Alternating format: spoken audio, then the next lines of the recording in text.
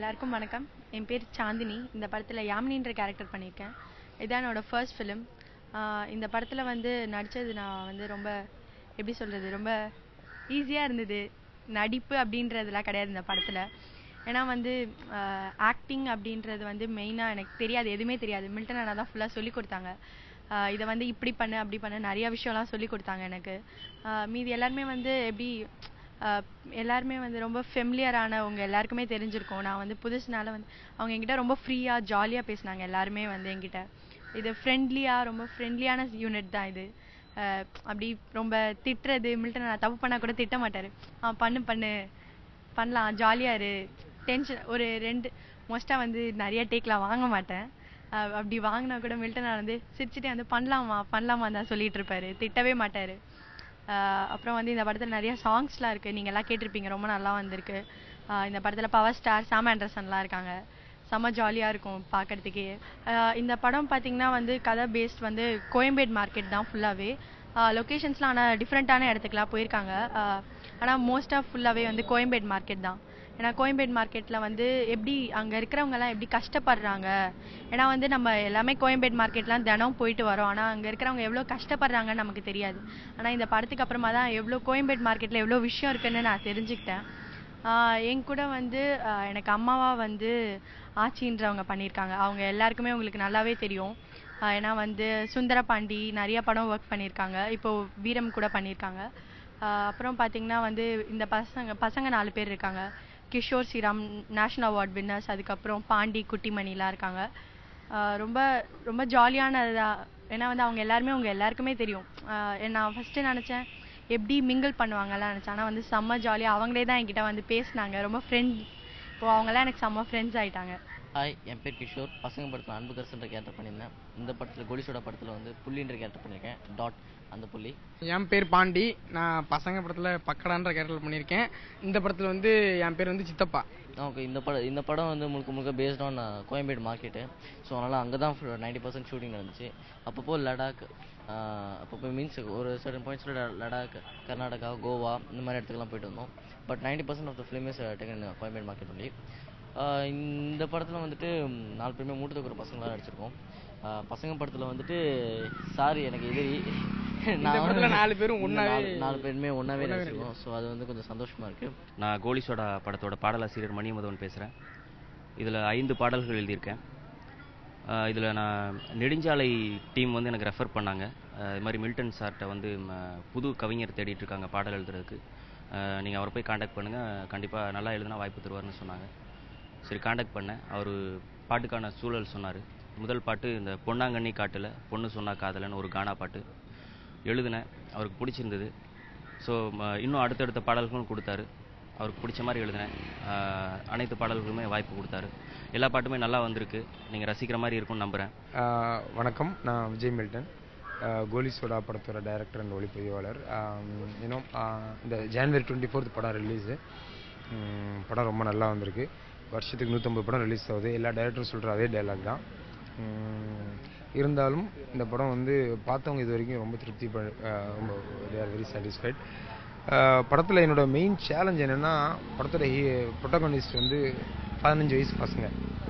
So இந்த 15 வயசு பசங்க அவங்களோட மெச்சூரிட்டி லெவலுக்கு எப்படி ரியாக்ட் பண்ணுவாங்க, எப்படி பேசுவாங்க, எப்படி சண்டை போடுவாங்க, எப்படி பாட்டு பாடுவாங்கன்ற யோசிக்கிறது வந்து இந்த படத்தில் ரொம்ப கஷ்டமாக இருந்தது. ஏன்னா படம் வந்து ஒரு ஆக்ஷன் ஃபிலிம். 15 வயசு பசங்க சண்டை போடுவாங்களான்ற கேள்வியை முதல்ல உடைக்கணும். அப்படி போட்டால் எப்படி போடுவாங்கன்றது கன்வின்சிங்காக சொல்லணும். ஸோ எல்லாத்தையும் சக்ஸஸ்ஃபுல்லாக பண்ணியிருக்கோம். படம் பார்க்கும்போது இது உங்களுக்கு புரியும். படத்தில் வந்து மொத்தம் 8 சாங்கு. SN அருணகிரின்னு ஒரு மியூசிக் டைரக்டர் வந்து ரொம்ப நல்லா போட்டு கொடுத்துருக்காரு. அங்கேயும் இதே பிரச்சனை தான். பசங்க வந்து டுயட் பாட முடியாது, டாஸ்மாக் போய் தண்ணி அடிச்சுட்டு பாட முடியாது. ஆனாலும் 8 பாட்டு வேணும். ஸோ அதை வந்து மீட் பண்ணியிருக்கோம், அந்த சேலஞ்சை. அப்புறம் சுப்ரீம் சுந்தர் ஃபைட் மாஸ்டர், அவரோட பங்கு வந்து இதில் அடுத்த வருஷம் ஃபெஸ்டிவல், எல்லா ஃபெஸ்டிவல்லையும் ஃபைட்டுக்காக எல்லா அவார்டையும் அவர் வாங்கிடுவார் நிச்சயமாக. அப்புறம் வந்து டயலாக் வந்து பாண்டராஜ் எழுதியிருக்காரு, அவருக்கும் கண்டிப்பாக விருது. இந்த 2 பேரும் வந்து படத்தோட பேக் போன் சொல்லலாம். அப்புறம் ட்ரிபிள் பேஸ் படத்தை ரிலீஸ் பண்ணுறாங்க. நேற்று வரைக்கும் சின்ன படமாக இருந்த கோலிசோடா இன்றைக்கி ஓரளவுக்கு எல்லாருக்கும் தெரிகிற படமாக ஆயிருக்குன்னா அதுக்கு ட்ரிபிள் பேஸ் சேர்ந்தது தான் காரணம். அதுக்காக அவருக்கு தேங்க்ஸ் சொல்லிக்கிறேன். கோலிசோடாவில் ஒர்க் பண்ண எக்ஸ்பீரியன்ஸ் பார்த்தீங்கன்னா உண்மையிலேயே ரொம்ப டிஃப்ரெண்ட்டான எக்ஸ்பீரியன்ஸ் தான். காரணம் என்னன்னா, எங்களோட locations, and then Milton uncle shoot பண்ண ஸ்டைல் எல்லாமே எதனாலனா ஃபர்ஸ்ட் கோயம்பேடு மார்க்கெட்னா எல்லாரும் காய்கறி வாங்குற ஒரு இடம் அப்படின்னு தான் நம்ம மைண்ட் செட்ல இருக்கும். ஆனா கோயம்பேடு மார்க்கெட்ல அங்க நாங்க ஷூட் போக ஆரம்பிச்சதுக்கு அப்புறம் தான் தெரிஞ்சது அங்க இத்தனை விஷயங்கள் இருக்கு. என்னோட மில்டன் அங்கிள் நிறைய சொல்லுவாரு, அங்க 3500 கடை இருக்கு, இத்தனை பேர் வேலை பாக்குறாங்க, எத்தனை மணிக்கு அவங்க எந்திரிப்பாங்க, எத்தனை மணிக்கு லாரி வரும், எத்தனை மணிக்கு காய்கறி அன்லோட் பண்ணுவாங்க, லோட் பண்ணுவாங்க, இப்படி எல்லா விஷயமும் தெரிஞ்சு வச்சுக்கிட்டு எங்களை வந்து அப்படி ஒரு மூட்டை தூக்குற ஒரு கேரக்டரா எங்களை வந்து மாத்தினாங்க. அந்த கிரெடிட் ஃபுல்லா முழுக்க வந்து விஜய் மில்டன் அங்கிளுக்கு தான் சேரும். அதுக்கு நான் தேங்க் பண்ணிக்கிறேன். Thank you uncle. அப்புறம் அந்த பசங்களுக்கு 4 பசங்களை அறிமுகப்படுத்தினாரு. பார்த்தோன்னா இவங்க என்ன பார்த்தாலும் பயப்படுறாங்க ஃபைட் மாஸ்டர்னு. நான் சொன்னேன், இல்லடா அதெல்லாம் ஒன்றும் ஆகாது, என்ன அடிபடுமான, இங்கே உழவு வைப்பீங்களா அங்கே உழவு வைப்பீங்க, எனக்கு தெரியாது இல்லையா, பசங்க படத்தில் சின்னதாக நடிச்சுட்டு இப்போ ஃபைட்டுன்னு இவங்களுக்கு ரொம்ப பெருசாக நினச்சிக்கிட்டாங்க. நாங்கள் சொன்ன பெரிய ஆர்டிஸ்ட்டுக்கு எடுக்கிற ஃபைட் வேறப்பா, உங்களுக்கு வேற மாதிரி எடுப்போம்னு ஒன்று விஜய் மில்டன் இல்லை மாஸ்டர், இது பெரிய ஆர்டிஸ்ட் எடுக்கிற மாதிரி தான் ஃபைட்டு, அவங்கள எதுவும் சொல்லாதீங்க, நீ கன்வே பண்ணாதீங்க, வாங்கன்னு கூப்பிட்டு போய் ஒரு கதை சொன்னார். சிங்கிள் ஷாட்டில் ஒரு ஃபைட் எடுத்தால் எப்படி மாஸ்டர் இருக்கும். ஏன்னா கோயம்பேடு வந்து இவர் சொன்னதுதான், கேமரா வந்து அங்கங்கே ஒளிச்சு வச்சிருப்போம், இப்படியே ஃபைட் எடுக்கணும், அப்படி எடுத்தால் எப்படி இருக்கணும். நான் சொன்னேன், சார் எப்படி சார் சின்ன பசங்க கட் ஷாட் எடுத்து தான் பெரிய ஆர்டிஸ்ட்டுக்கு எடுக்கிறோம், சின்ன பசங்களை எப்படி கட் ஷாட் இல்லாமல் எடுக்க முடியும், இல்லை முயற்சி பண்ணணும் மாஸ்டர், அதுக்காக என்ன பண்ணணுன்னாரு. நான் சொன்னேன், ப்ரொடக்ஷன் சைடில் எனக்கு கொஞ்சம் பண்ணுங்க சார், நான் பண்ணுறேன் மாஸ்டர், உங்களுக்கு என்ன தேவைன்னு சொல்லுங்க. ஒரு 10 நாள் இந்த பசங்களை வச்சு ஒரு கல்யாண மண்டபம் புக் பண்ணி சிங்கிள் ஷாட்டில் எப்படி ஒரு ஃபைட் எடுத்தால் எப்படி இருக்குன்றத ஒரு பயிற்சி எடுத்தோம். அதில் பார்த்தீங்கன்னா முதல்ல ஒரு நாள் பயந்தானுங்க, 2 நாள் பயந்தானு, 3 நாள் என் ஃபைட்டர்ஸ் இவனுக்கு ஐடியா கொடுக்க ஆரம்பிச்சாங்க. ஆனால் அங்கேருந்து குதிச்சா நல்லா இருக்குண்ணா, இங்கேருந்து வந்தால் நல்லா இருக்குண்ணா, இவங்களுக்கு கொடுக்க ஆரம்பிச்சாங்க. எனர்ஜிக்குன்னா நான் அப்போ தான் பார்த்தேன், இளங்கன்று பயம் அறியாது நம்ம சொல்லி கேள்விப்படுறோம், நம்மளா இருந்திருப்போம் அந்த வயசில். ஸோ ஒரு ஷாட்டில் கூட சார் இங்கே விழுங்க பேடிங் வாங்கிட்டு வந்தால் பேடிங் போட முடியாது, ஏன்னா நம்ம பேடிங் போட்டால் ஸ்பாட்டில் தெரிஞ்சிடும், அங்கங்கே கொஞ்சம் ட்ரெஸ் எல்லாம் அன்விலாக இருக்கணும். அது இல்லாமல் காஸ்டியூம் சேஞ்சஸ், இந்த ஃபைட்டை பார்த்தீங்கன்னா தெரியும், 7 நிமிஷம் 48 செகண்ட்ஸ் ஃபுல் ஜூம் இன் பண்ணி அந்த ஃபைட் எடுத்துருக்கோம். 7 நிமிஷம் 48 செகண்ட்ஸ். இந்தியாவிலே இது வரைக்கும் யாரும் அந்த முயற்சி பண்ணல, முதல்ல பண்ணியிருக்கோம் நாங்கள் தான். இது வந்து எனக்கு பெரிய பெருமை தான். எத்தனை பேருக்கு இப்போ ஒரு அடையாளம் இருக்கு? இப்போ இங்க இருக்கிற ஒரு 100 பேர்ல ஒருத்தர் பத்தி தெரியும். ஸோ மினிமம் குறைந்தபட்சம் நம்ம எல்லாருக்கும் ஒரு அடையாளம் இருக்கு. ஆனா இப்படி அடையாளமே இல்லாம இந்த தெருவில் போய் நின்னா எத்தனை பேர் போறாங்க வராங்க, அவங்க யாரு என்னன்னு நம்ம என்னைக்கா கவலைப்பட்டிருக்கோமா? இல்ல இதுல என்ன அதிகபட்சம் சொல்லுவோம்னா அவங்களே அதை பத்தி கவலைப்பட்டது இல்லை.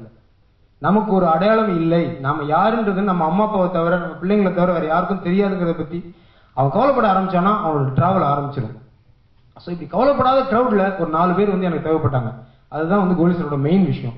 ஸோ அதுக்கு வந்து கோயம்பேடு தான் 100% பெர்ஃபெக்டான பேக்ராப். ஏன்னா இவ்வளோ பேர் வந்து ஒரு இந்த மக்கள் தொகை அதிகமா இருக்க ஜனநடமை இருக்கிற இந்த இடத்துல இவன் யாருன்ற கேள்வி வந்து யாருக்கும் வர்றதே கிடையாது. ஏறக்குறைய 15000 பேர் அங்கே மூட்டு தூக்கிட்டு இருக்காங்க. இந்த மாதிரி பசங்க 15000 பேர் இருக்காங்க. அவங்கெல்லாம் பேர் என்ன, அவங்க சாப்பிட்டாங்களா வச்சாங்களா, அவங்க சொந்த ஊர் எதுங்கிறத பத்தி அவங்கள வேலைக்கு வச்சிருக்க கடைக்காரங்களுக்கு கூட தெரியாது. சோப்பு சட்டை பட்டத்தில் வா தம்பி, ஒரு 20 மூட்டை வந்திருக்கு, இறக்கி H பிளாக்ல போட்டு, அவ்வளவுதான், ஒரு மூட்டைக்கு இவ்வளவு காசு. அவன் யாரு, அவன் பேர் என்ன, அவன் இன்னைக்கு காலைல சாப்பிட்டானா தூங்க, அதை பத்தி கவலை கிடையாது. ஸோ இந்த மாதிரி அடையாளம் இல்லாத ஒரு மக்கள் தனக்கு ஒரு அடையாளம் வேணும் அப்படின்னு நினைச்சாங்கன்னா என்ன நடக்கும்?